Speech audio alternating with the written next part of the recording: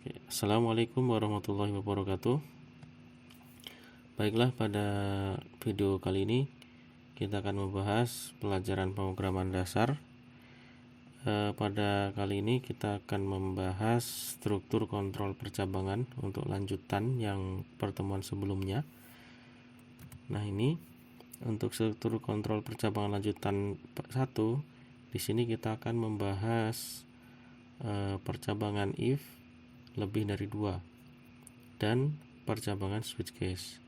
Nanti akan kita bahas jadi bagaimana perbedaannya, kapan waktu yang tepat untuk menggunakan percabangan if lebih dari 2 dan kapan kita harus menggunakan percabangan switch case. Nah, untuk lebih dari 2 percabangan, if, else. Nah, untuk yang bagian seperti ini ya flowchartnya, kondisi 1 jika yes kemudian dikerjakan statement 1, jika no kemudian dikerjakan kondisi kedua ya, dicek lagi di kondisi 2, jika yes maka statement 2 dikerjakan, jika no statement berikutnya. Nah, untuk format if else if, nah ini seperti ini. Jika kondisi 1 terpenuhi maka dikerjakan statement 1.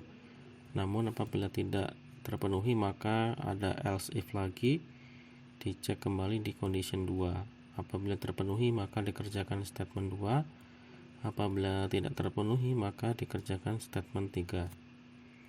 Nah, dan seterusnya nanti apabila lebih dari 2, ada 3 cabang, 4 cabang dan seterusnya, maka akan bertambah terus untuk else if-nya.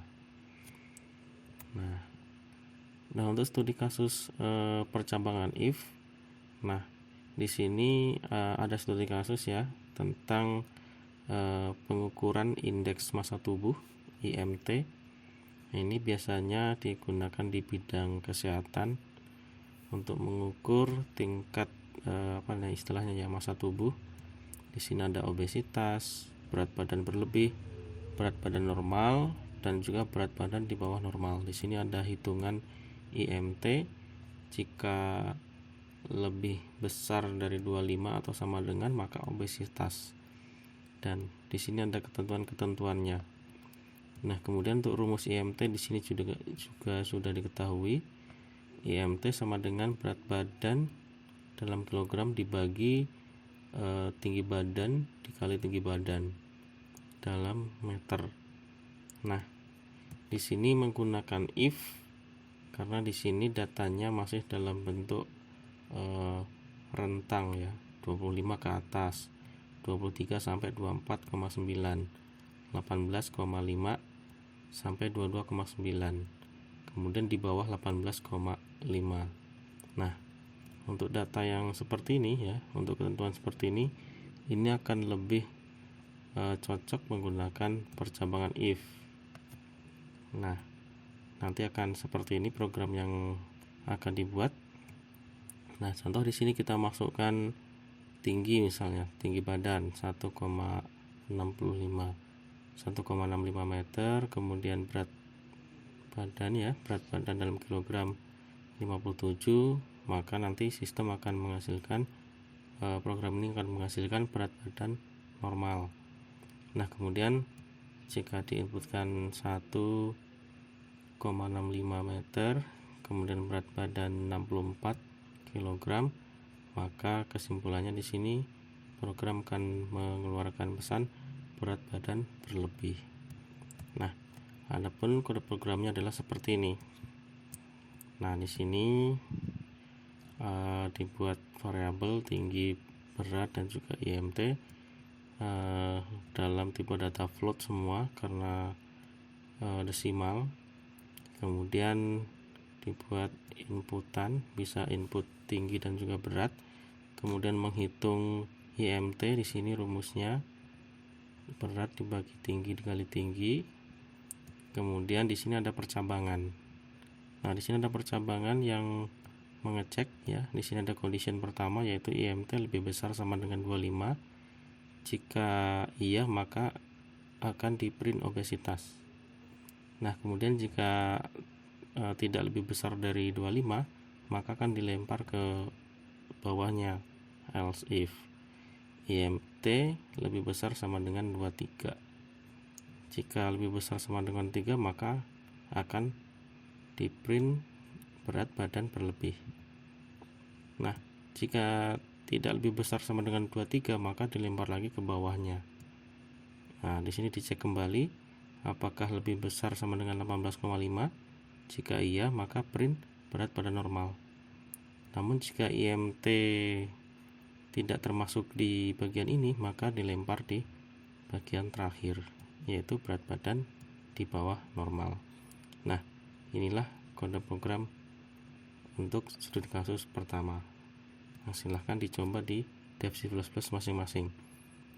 Nah, selanjutnya untuk studi kasus percabangan switch case. Nah, di sini ada studi kasus tentang kode error ya, kode error di internet dari 400 sampai 407. Nah, di sini angkanya fix ya, bukan rentang. Jadi 400 itu adalah bad request, 401 itu server unauthorized, kemudian 402 payment required error, kemudian 403 server forbidden, kemudian 404 server not found, dan seterusnya ya. Nah, untuk yang seperti ini akan lebih mudah menggunakan switch case, dibanding menggunakan if. Kalau menggunakan if ya, apalagi kalau kode error internet itu ada sekitar ada yang menyebutkan 48 ya, ada 48 kode. Kalau dibuatkan semua tentu akan sangat panjang menggunakan kode if. Namun menggunakan switch case itu lebih ringkas. Nah, misalnya seperti ini ya hasil programnya. Pertama kita masukkan kode kesalahannya 403 misalnya. Maka nanti program akan menampilkan pesan server forbidden. Nah, apabila dimasukkan 400, maka akan keluar bad request. Nah, seperti itu. Nah, berikut adalah kode programnya. Nah, yang di sini pertama kita masukkan dulu ya. Di sini kita masukkan kode. Di sini ada variabel kode dulu. Variabel kode tipe data integer. Kemudian diminta untuk masukkan. Di sini ada scanf. Kode yang kita ketik nanti akan disimpan ke variabel kode. Nah, setelah itu variabel kode akan masuk ke switch. Nah, nanti akan dicek kodenya yang mana. Jika 400, maka akan di print bad request. Nah, jika 403 maka tadi, atau 404 ya. Kalau 403 berarti server forbidden. Nah, seperti itu. Jadi lebih ringkas dibanding menggunakan if. Ini bisa menggunakan if. Nah, namun kalau contoh yang studi kasus yang pertama itu tadi, itu kurang cocok jika menggunakan switch case. Nah, untuk yang data yang seperti ini itu sebaiknya menggunakan switch case.